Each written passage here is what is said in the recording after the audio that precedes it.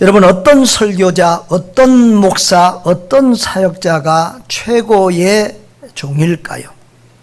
예수님을 바르게 전하고 예수님만을 높이며 예수님께 영광 돌리는 종이 아니겠습니까? 사람들로 하여금 나를 보고 나를 믿게 하는 종이 아니라 예수 그리스도를 바라보고 예수 그리스도를 믿게 하는 종이 참된 하나님의 종일 것입니다. 사람들을 나의 사람, 나의 제자로 만들기보다 예수의 사람, 예수의 제자로 만드는 하나님의 사람이 참된 하나님의 사람입니다. 바로 그런 사람, 그런 하나님의 종이 세례 요한입니다. 저는 성경을 읽을 때마다 세례 요한을 보고 은혜를 받고 또 감동을 받습니다. 그래서 때로는 세례 요한에 대한 설교를 여러 편 하고 세례 요한에 대한 책을 하나 내고 싶을 만큼 이 세례 요한에게 감동을 받을 때가 많습니다. 또 하나님의 부르심을 받을 때도 세례 요한이 예수님의 초림을 준비하는 종이었다면 나는 예수님의 재림을 준비하는 종으로 부르심을 받았다, 이런 생각이 있었습니다. 여러분, 예수 그리스도만을 높이고 예수 그리스도만을 자랑하는 세례 요한의 증언이 본문에서도 계속 이어지고 있습니다. 자, 세례 요한은 사람들의 관심을 예수에게로 향하게 하고 있는 것을 볼 수 있습니다. 자, 요한복음 1장 29절을 읽어보겠습니다. 다 같이 읽습니다. 이튿날 요한이 예수께서 자기에게 나오심을 보고 이르되 보라, 세상 죄를 지고 가는 하나님의 어린 양이로다. 아멘. 여기 이튿날 그랬습니다. 영어로는 next day, 다음 날이라는 말입니다. 이 요한은 이 글을 이어감에 있어서 이튿날이라는 표현을 자주 사용을 합니다.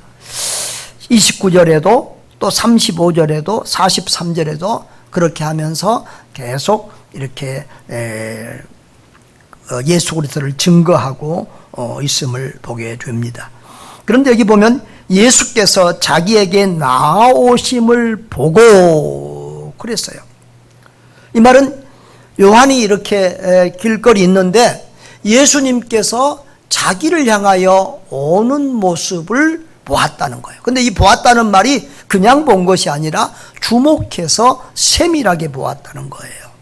그런데 이게 육의 요한은 지금 예수님을 육의 눈으로만 본 것이 아니라 영의 눈으로 보고 이 예수의 오심에 대해서 굉장한 감동을 받고 있는 것이 분명합니다.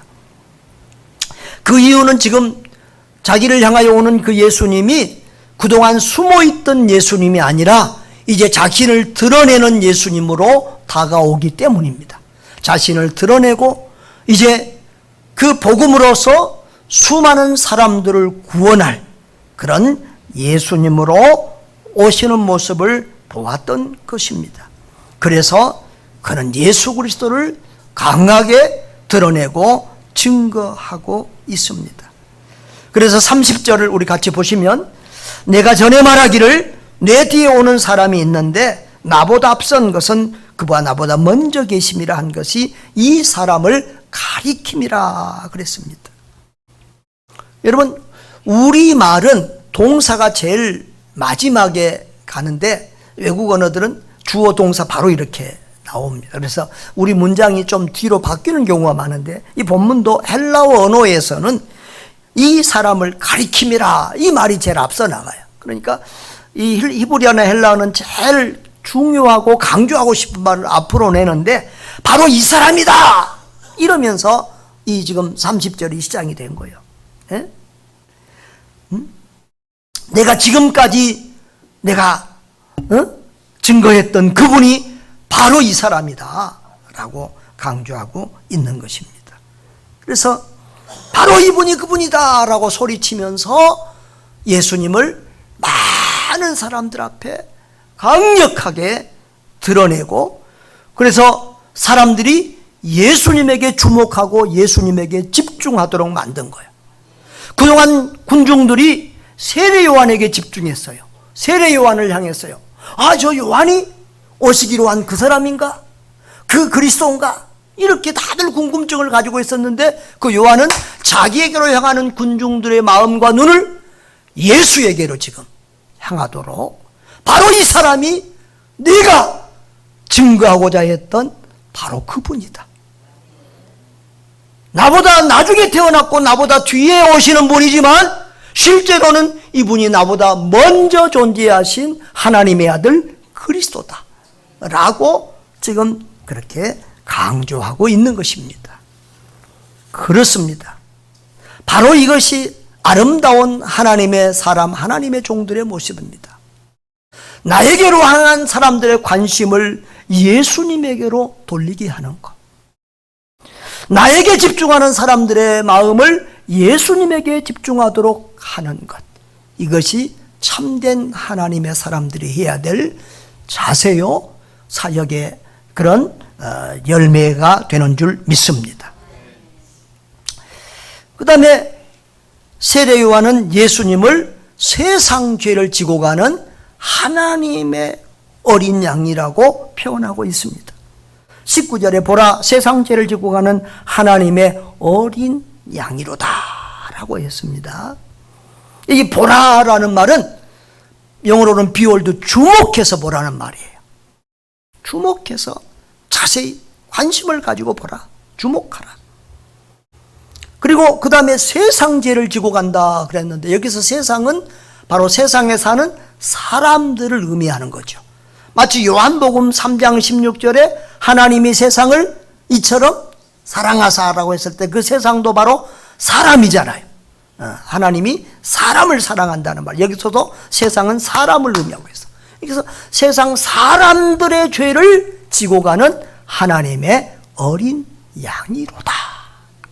또 요한복음 1장 36절에서도 또 하나님의 어린 양이로다 이렇게 말하고 있는 것을 보게 됩니다. 자, 그런데 이 지고 간다고 하는, 죄를 지고 간다고는 말이 무슨 말일까요?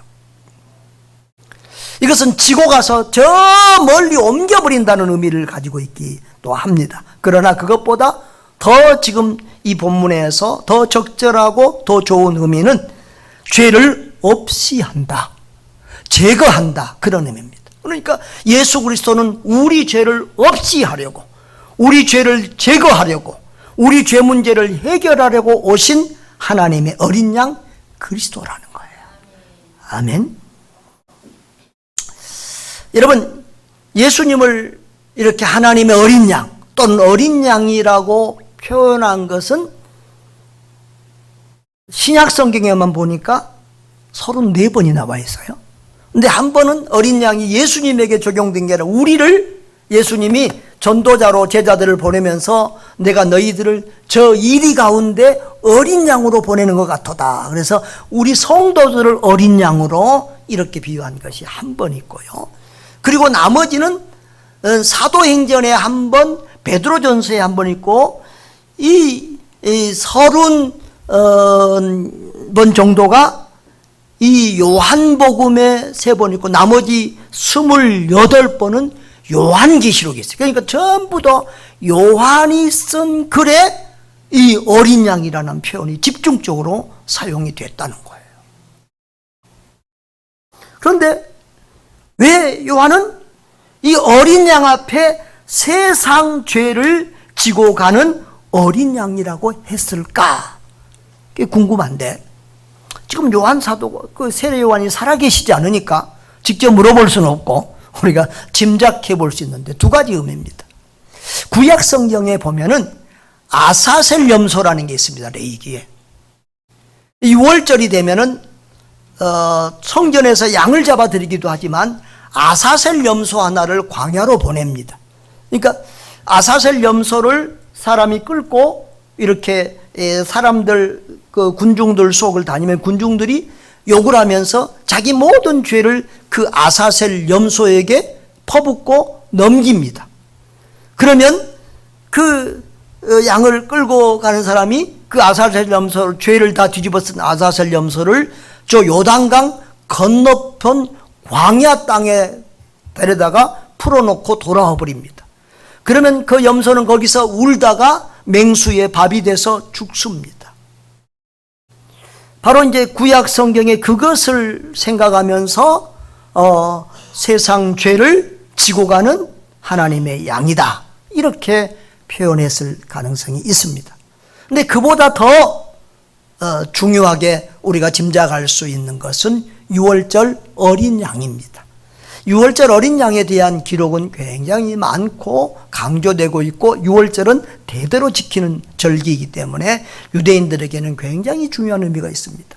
또 요한복음 2장 다음에 바로 보면 3장에서 유월절 사건이 있습니다. 그러니까 유월절 바로 앞에 일이니까 오히려 유월절을 의식하고 예수님을 세상 죄를 지고 가는 하나님의 어린 양이라고 표현했을 가능성이 많다는 거예요. 자, 이 유월절 양이 어떤 양입니까? 출애굽기에 보면은 이스라엘 백성들을 애굽에서 하나님이 구출하려고 그러는데 아무리 징계를 해도 그 바로가 자꾸만 마음이 악하여져서 이스라엘 백성들을 내놓지를 않는 거예요.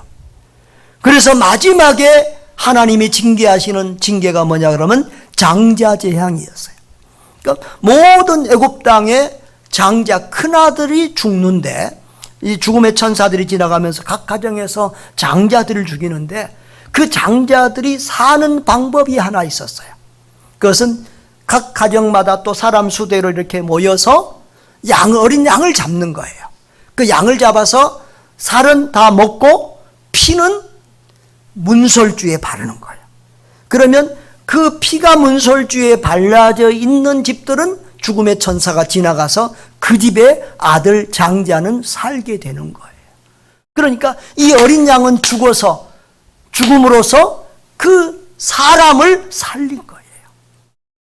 바로 그 어린 양은 예수 그리스도를 상징하는 양이죠. 그래서 예수님을 유월절 양이라고 표현하는 곳이 많고, 또 특별히 요한은 그런 말을 자주 사용했습니다. 그래서 이 세상에 많은 양들이 이 구약 성경에서 제물로 드려졌습니다. 그러나 그 양들, 그 유월절의 양들과 제물로 드려진 모든 양들은 진짜가 아니고 예수님을 예표하고 예수님을 상징하는 양이었습니다. 그런데 진짜로 오리지널 양이 왔습니다. 사람들의 죄 문제를 해결할 유일한 양, 영원한 양, 하나님의 양이 왔습니다. 할렐루야. 그래서 세례 요한은 예수님을 세상 죄를 지고 가는, 세상 죄 문제를 해결하는 하나님의 어린 양이로다, 이렇게 표현을 한 것입니다. 특별히 그를 하나님의 어린 양이라고 했습니다. 그것은 그 어린 양을 보내주신 분이 하나님이시다. 그 어린 양을 보내셔서 우리의 죄 문제를 해결하고 우리를 구원하신 분이 하나님이시다라는 것을 보여주는 그런 말씀입니다. 자, 그런데 이 어린 양은 이렇게 약하죠. 양은 약합니다. 그런데 어린 양은 더 약합니다. 그래서 어린 양은 밤낮 맹수의 밥이 되고, 또 구약 성경이나 모든 곳에서 희생하고 또 고난받는 고난의 예수님을 상징하는 그런 표현으로 등장합니다. 이사야서에도 예수님이 어린 양같이, 털 깎는 자 앞에서 잠잠한 어린 양같이 그렇게 도수장으로 끌려갔다, 이렇게 표현하고 있죠. 바로 그 어린 양의 표현은 희생과 고난과 죽음을 상징하는 약함의 표징입니다. 그런데 실제로 그 어린 양은 희생하고 죽는 것 같지만 다시 살아나고 승리하는 양인 줄 믿습니다. 예수님은 어린 양으로서 십자가에 제물되셔서 죽으셨지만 죽은 지 3일 만에 다시 부활하신 줄 믿습니다. 그래서 예수님은 결국은 최후 승리자가 됩니다. 요한복음 16장 33절은 예수님이 겟세마네 동산에 오르기 전에 예수님의 마지막 설교의 내용인데, 그 내용에 보면은 예수님이 이렇게 말합니다. 세상에서는 너희가 환난을 당하나 담대하라, 내가 세상을 이기었노라. 할렐루야. 그리고 요한계시록에 보면 아까도 말했지만 어린 양이라는 말이 28번이나 나오는데 그 예수님의 어린 양으로 이렇게 많이 지칭해요. 그 요한계시록의 핵심 주제는 뭐냐 그러면 어린 양 예수 그리스도와 그를 따르는 자들의 승리입니다. 예수님이 승리하고 이 사탄 마귀와 더불어 싸우는 이 영적 전쟁이 종말의 날까지 마지막까지 계속되는데 결국은 예수님이 이기고 그리고 예수님과 함께한 교회와 성도들이 이긴다는 거예요. 할렐루야. 자, 17장 14절 보겠습니다. 시작.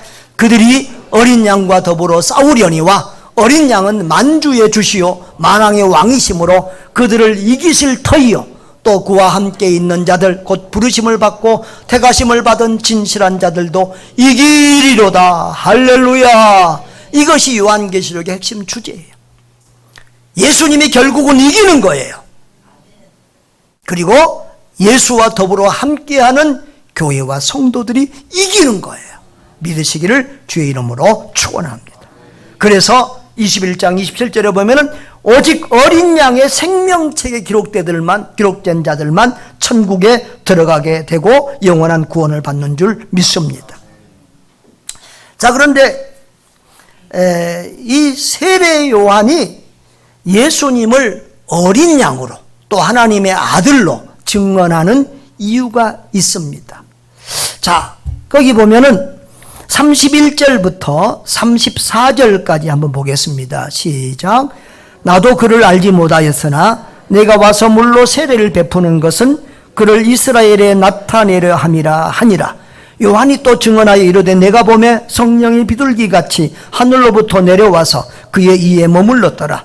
나도 그를 알지 못하였으나 나를 보내어 물로 세례를 베풀라 하신 그이가 나에게 말씀하시되 성령이 내게서 누구 위에든지 머무는 것을 보거든 그가 곧 성령으로 세례를 베푸는 이인 줄 알라 하셨기에 내가 보고 그가 하나님의 아들이심을 증언하였노라. 이렇게 마태, 마가, 누가, 요한복음은 다 예수님이 세례 받으신 현장을 굉장히 중요하게 기록하고 있습니다. 이것을 좀 더 한번 자세히 보려면 우리 마태복음에서 예수님이 세례받은 장면, 마태복음 3장을 한번 보시면 더 좋겠습니다. 자, 영상실 그 뒤에 있는 마태복음 3장 내용 비춰주세요. 3장 13절에서 17절을 우리 같이 한번 읽어보겠습니다.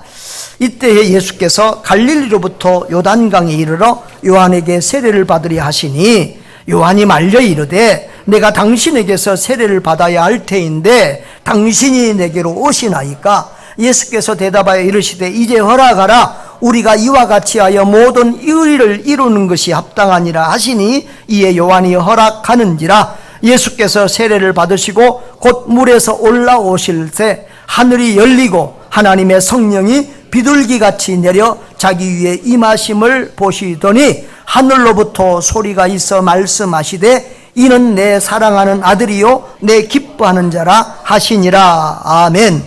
자, 요한이 보니까 이 세례식 때에 하나님께서 하늘에서 성령이 내려서 비둘기같이 임하여 있는 그 사람이 바로 너가 증거할 그 사람, 하나님의 아들이다.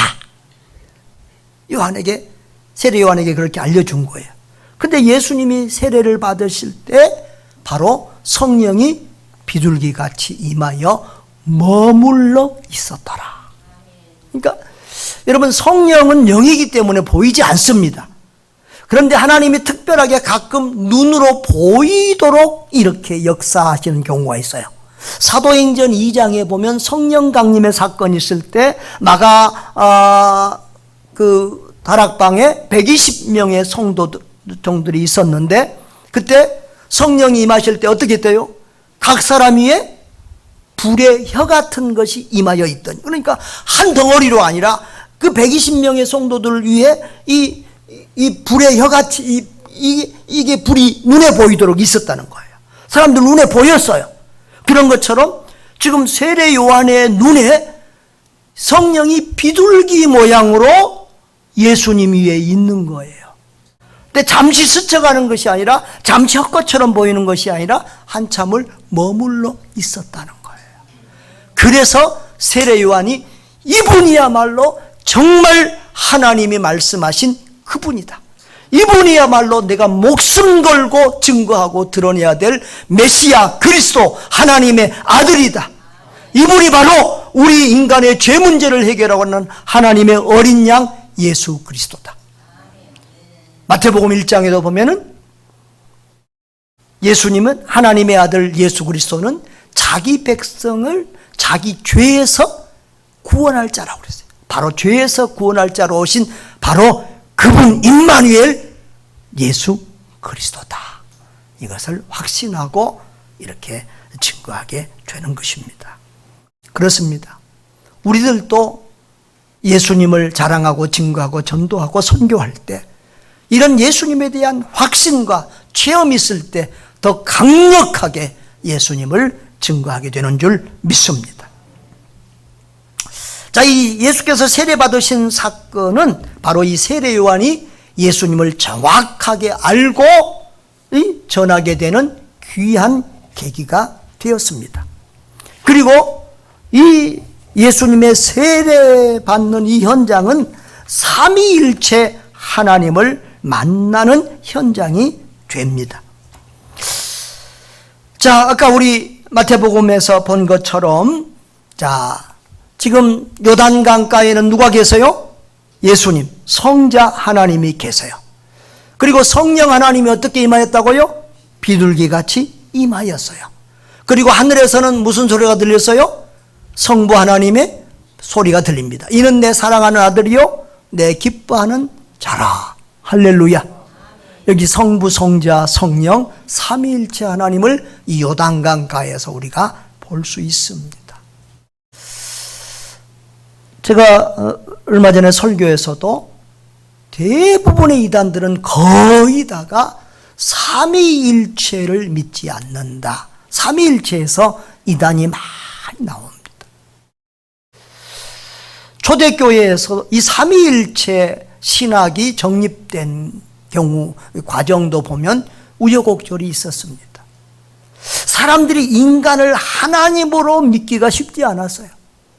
그래서 이 아리우스라고 하는 아주 그 당시에 굉장히 유명하고 언변이 좋은 학자가 있었는데, 많은 목회자들 앞에서 이제 이렇게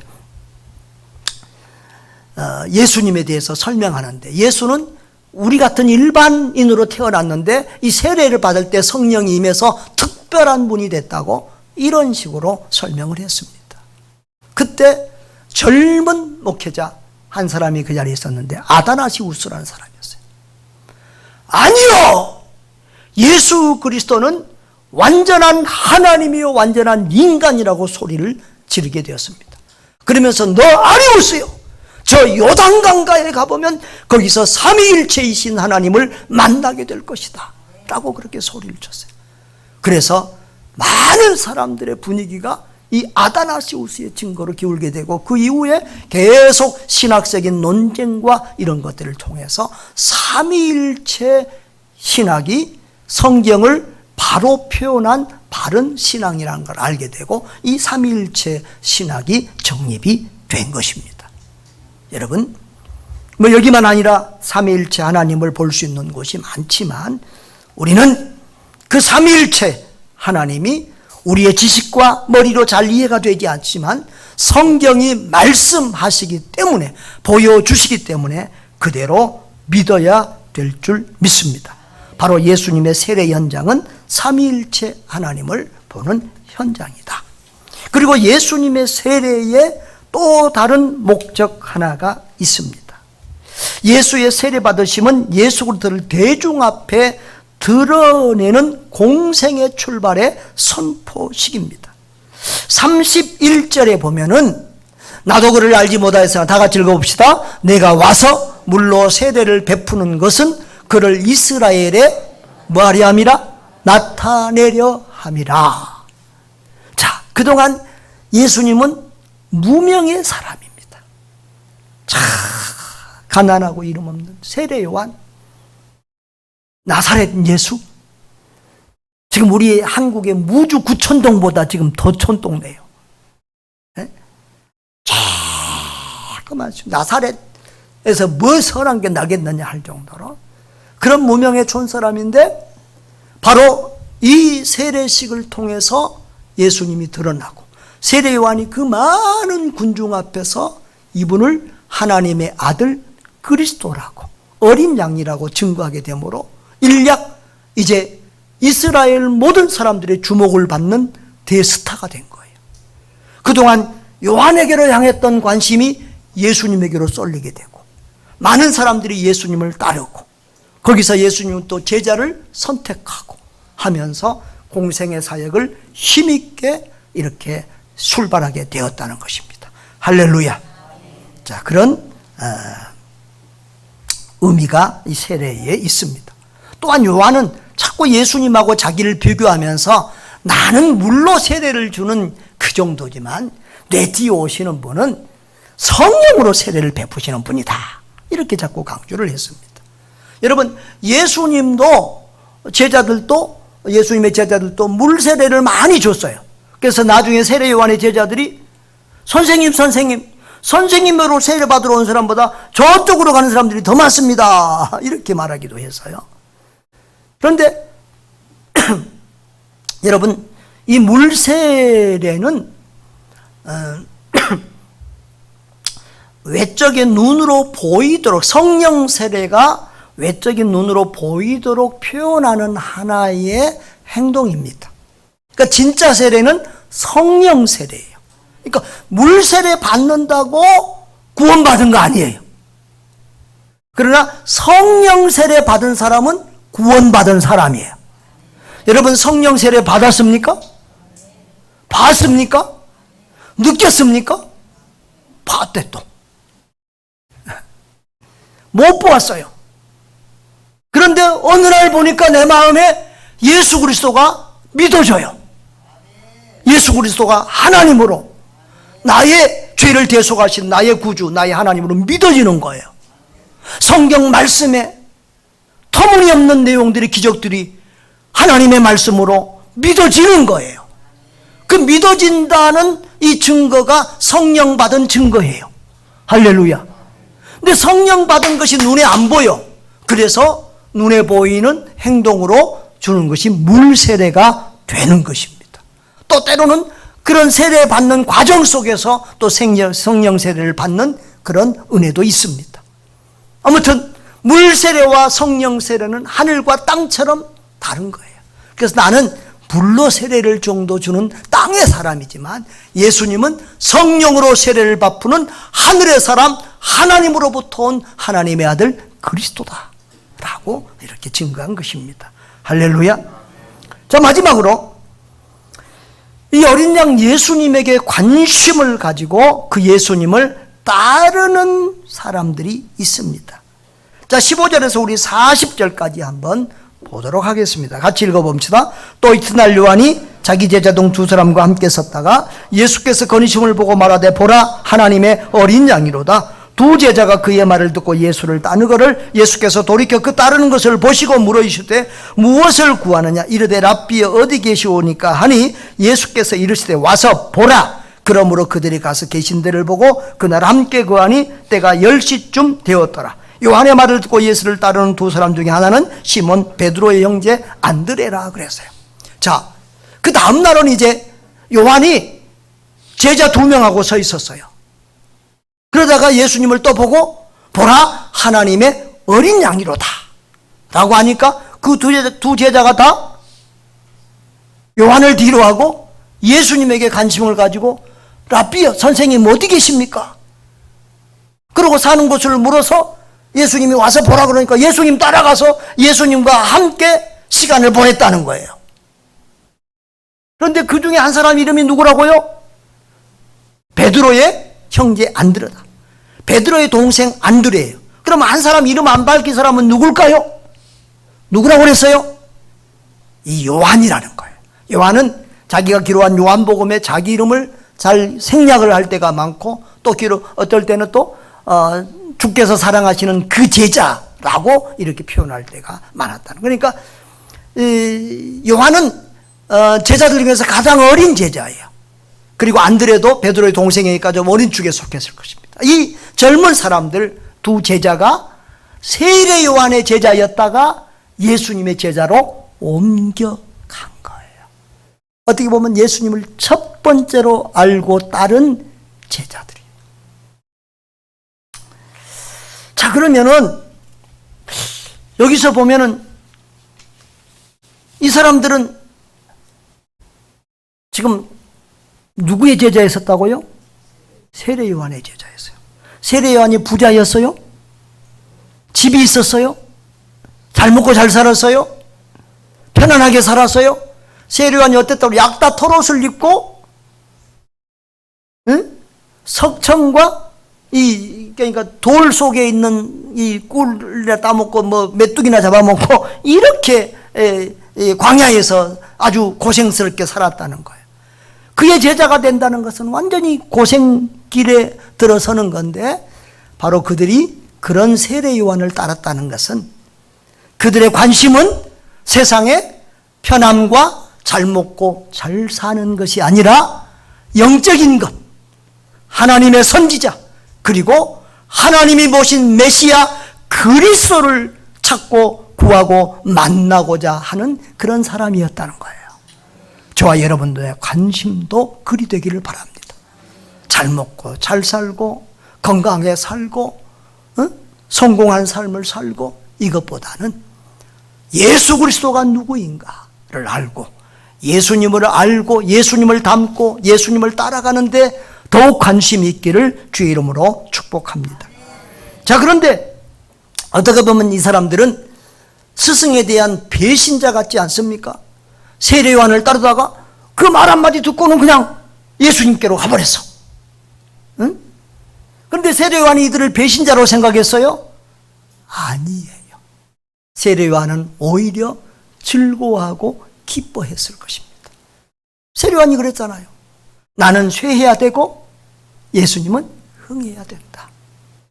바로 이렇게 사람들을 예수님에게 보내고 예수님에게 붙여주려고 온 것이 자기 사명이기 때문에 요한은 할렐루야, 성공했다, 그렇게 아마 즐거워했을 것입니다.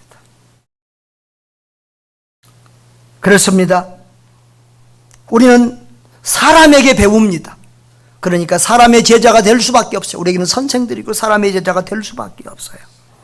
그래서 교회에서도 말씀을 가르치는 사역자들, 또 선생님들, 구역인도자들, 말씀 사역자들이 있는데, 이 사역자가 바뀐다고 신앙이 흔들리고 곤두박질치고 하는 것은 그 사람은 예수의 제자라고 보기가 어렵습니다. 사람의 제자인 것입니다. 여러분, 우리는 우리의 모든 우리에게 배우는 사람들이 내 제자가 아니라 예수의 제자가 되도록 만드는데 온 마음과 뜻과 힘을 다해야 될 줄 믿습니다. 목사가 평생 사역했는데 성도들에게 예수보다도 목사가 남아있다 그러면 그 목사의 사역은 실패한 것입니다. 우리 모두는 우리는 작아지고 예수님만 크게 드러나고 높아지고 영광을 받도록 우리의 가르침과 사역과 삶이 그리 되어야 될 줄 믿습니다. 모든 사람이 예수를 알고 예수를 믿고 예수를 따르며 예수의 제자로 살게 하는 것이 우리 모두의 삶과 사역의 최종 목적인 줄 믿습니다. 먼저 내가 예수를 알고 예수를 따르고 예수의 제자가 되고, 그리고 또 다른 사람들을 예수 그리스도의 제자로 삼는 것, 이것이 우리가 이 땅에서 받은 사명이요, 저와 여러분 모두가 직업은 다르고 삶의 현장은 다르지만 예수의 제자 되고 또 다른 사람을 예수 제자로 삼는 일에 우리 삶을 드릴 때 우리는 정말 이 땅에 우리를 보내신 하나님의 뜻을 이루며 하나님께 영광 돌리는 축복의 사람들이 될 것입니다. 그리할 때 세례 요한이 사람이 낳은 자 중에 세례 요한보다 큰 자가 없다라고 하는 칭찬을 들은 것처럼 우리도 주님 앞에 서는 날 잘했다, 착하고 충성된 종아라고 칭찬받는 복된 사람들 될 줄 믿습니다. 저와 여러분에게 그런 은혜와 복이 있기를 주의 이름으로 축원합니다.